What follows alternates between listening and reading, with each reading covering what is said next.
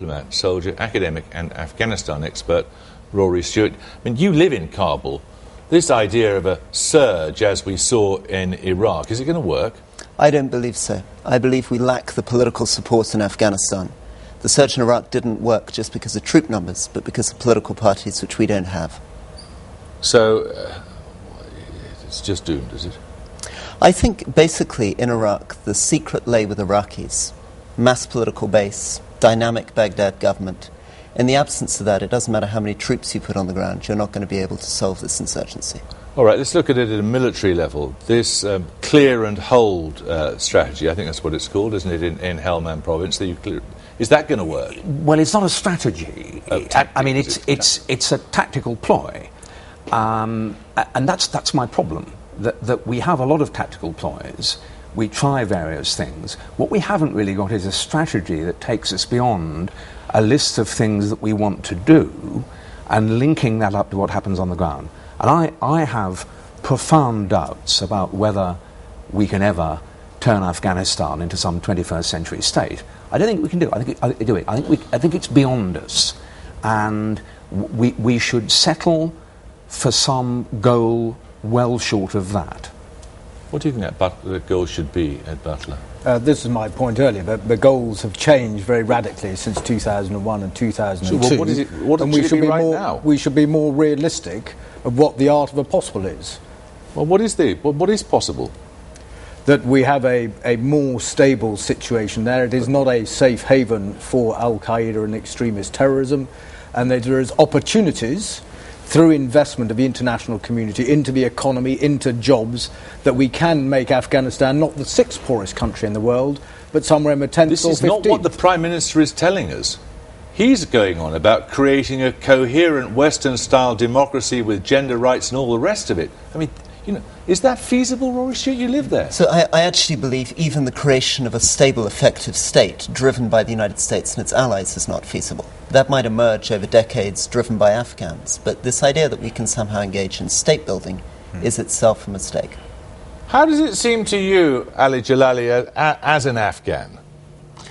Well, I think it is obviously after 30 years of war in Afghanistan and violence, the transition of Afghanistan from conflict to peace is a state-building challenge.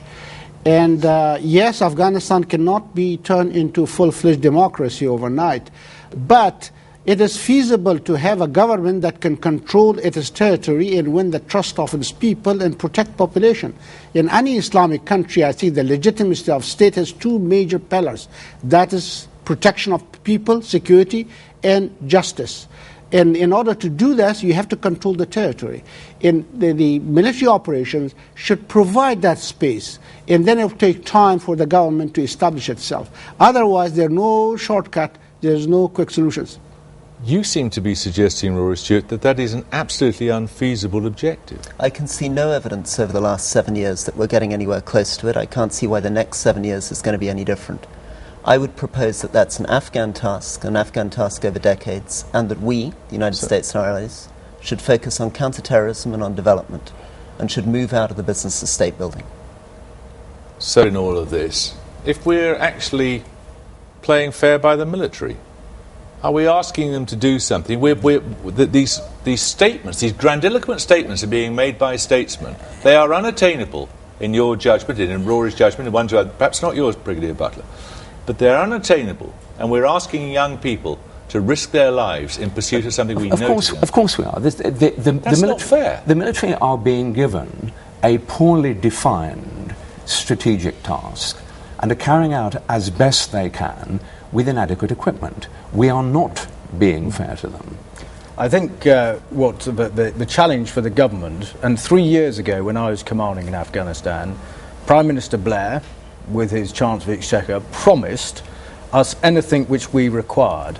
I look now 3 years on when that same promise is being made now by the Prime Minister of how much has actually been invested in it. Because my hypothesis is if you set realistic, and I think we're in agreement here, realistic aims and objectives, the bar is much lower, and then you resource it, the military will be able to deliver that. At the moment, the bar is too high for the military to achieve that. So you would share those views that the military are not getting what they need then? They haven't got helicopters, they haven't got the troop numbers they need and the rest of it?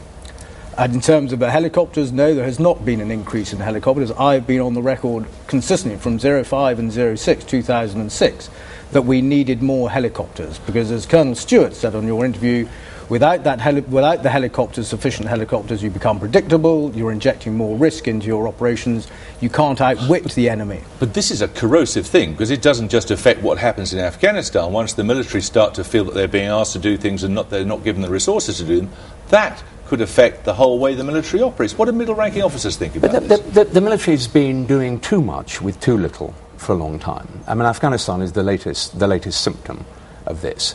And what we have traditionally done is had a foreign policy appetite which is rather bigger than our military purse. So we traditionally underfund the military. What's now happened? Why this is a defining week? This is a defining week because we have woken up to the fact that we are actually at war.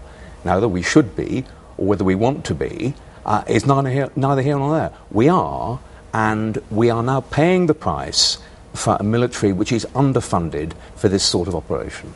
Rory Stewart. So, in essence, we should not pretend to do more than we can do. The reason the government is not resourcing this is that, in some level, they don't really believe in it. If the military says we need another 10 or 20,000 troops, the government's not going to give them 10 or 20,000 troops. They're looking for an elegant way out without offending the United States. And the reason why this is a tragic situation for the military is the military and the government has bitten off more than it can chew, and people will continue to get killed until we recognise that we've taken on too much. And if I said to you, you're a defeatist? I would say ought implies can. You don't have a moral obligation to do what you cannot do. Butler. I go back to if you set realistic objectives, you resource those objectives and military. So the military did not bite off more than you. We, and I was part of that, said very clearly that the challenges of the terrain, what the enemy was like, and what the problems of air and aviation were going to be. We made that message very clear from the word go. Ali Jalali, how does this talk seem to you as an Afghan? Yes, I think it makes sense to me. I think we have to realize that in the past several years, it was a complicated situation. We set a very ambitious objectives, but did not provide the means to achieve this. So therefore, we were reacting to situations. You know, look at the 2006, 2007, these platoon houses that you had. They were small, isolated, without support, without sufficient means. They were isolated. There was a small Dien Bien Phos here and there. And then after that was a change and the patrolling started, it was not possible to hold territory. So always it was reaction to situation. The reason that, yes, today we see that it's not working, but this is not because it's not workable, it is not possible, because we did not do the right thing in the past 6 years, and we are doing the reality check now. Let me ask you, Rory Stewart, are the institutions of the Afghan military and police capable of filling the void that might be left if there was the sort of withdrawal? They're certainly not capable of fulfilling the kind of role which the United States military is currently undertaking. But I think it's perfectly plausible that Afghanistan can continue to become more prosperous, stable and humane very slowly. I mean, this is one of the very poorest countries in the world. It's a country like Nepal or Somalia. You could expect in 30 years' time to go back to Afghanistan, and if you're lucky, may have delivered the state institutions of Pakistan. But it's never going to have the kind of stability or the kind of guarantees against insurgency. What single one change would you like to see quickly? I'd like to see some very clear government objectives, international objectives of what the art of the possible is. What would you say, Richard Holmes? People are the most important thing, Afghan people, and if we're to be in this war, British people. If we cannot get popular support for it, we should not be doing it. Okay, thank you all very much indeed. We'll be talking to the Armed Forces Minister very shortly.